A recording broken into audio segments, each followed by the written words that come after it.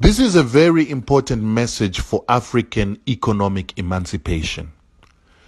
Before we can think about controlling our economies and ensuring that we begin to become independent of European monopoly, we must understand that the beginning of all African economies is food.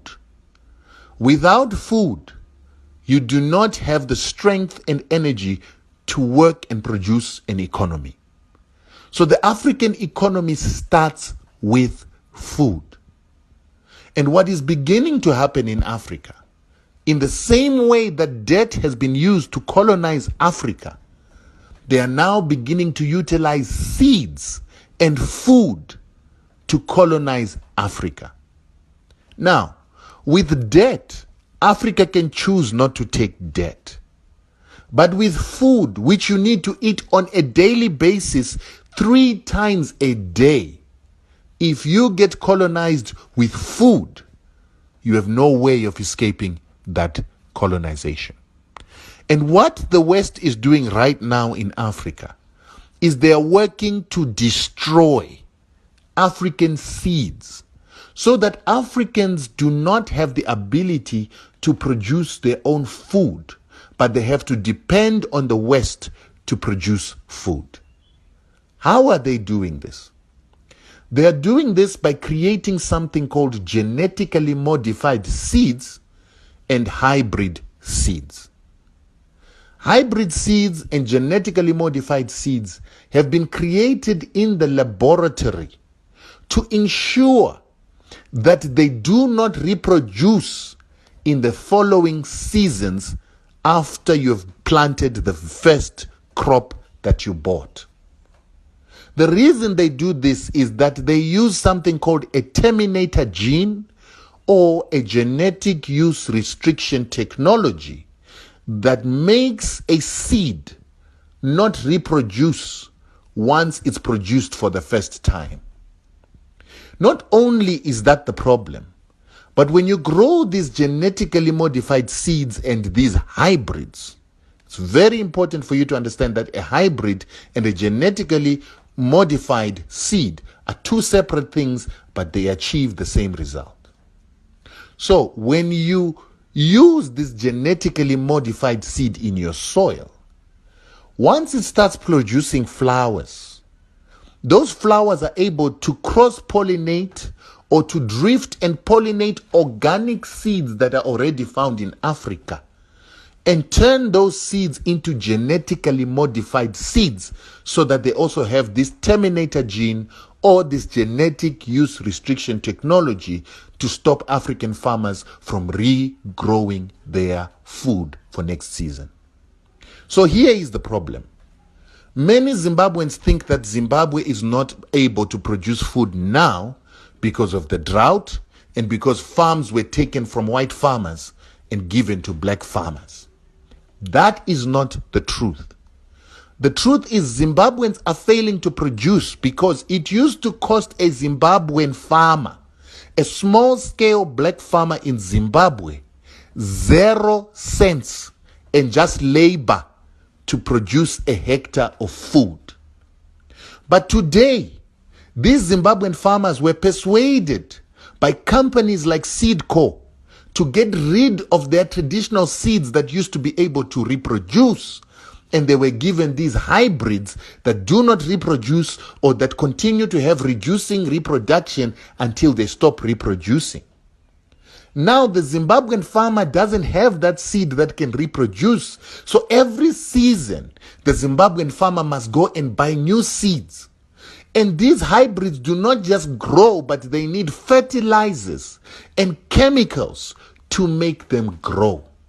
So the Zimbabwean farmer must buy new seeds every season, fertilizer and pesticides to protect these hybrids. So now to produce a hectare in a village costs a farmer nothing less than $250 to buy the seeds together with the fertilizer for him to grow the food. This is a problem that is causing Zimbabwe to lose its food self-sufficiency. And the problem is that all the PhD graduates, master's degree graduates, and graduates that are teaching our people how to farm in Zimbabwe come from an education system created by the very same organizations in America that are selling these hybrid seeds and chemicals.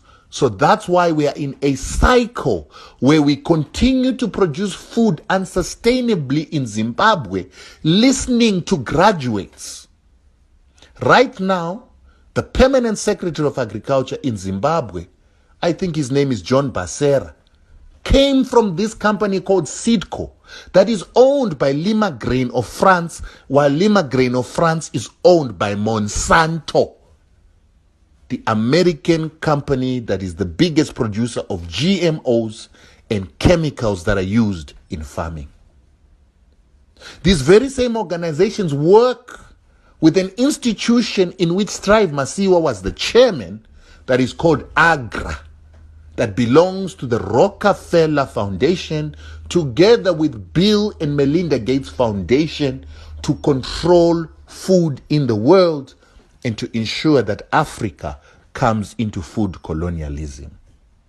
This institution was started by Kofi Annan so that they could get the trust of Africans to control African food and to put Africa into food colonization.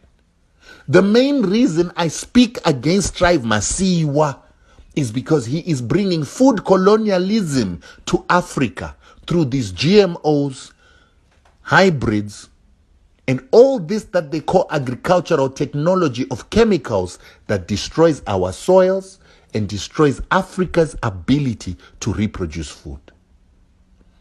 These are the things that we are supposed to start talking about when we are talking about emancipation of Africa and economic emancipation of Africans.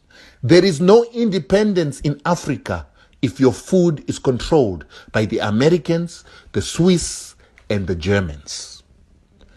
Pass this message to every African.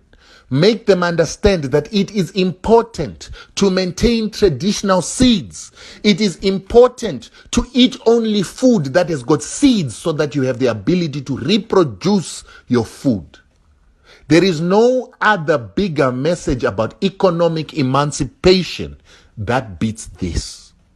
And that is why our organizations, Zimbabwe Unite Against U.S. War Sanctions, or ZWAUS, is working to preserve traditional seeds and working to promote non-GMO food so that we can begin to grow our non-GMO farmers, organic farmers, and destroy GMO farmers. Do not take advice from Europeans, from white people on this issue of food, because they want you to remain colonized by their foods.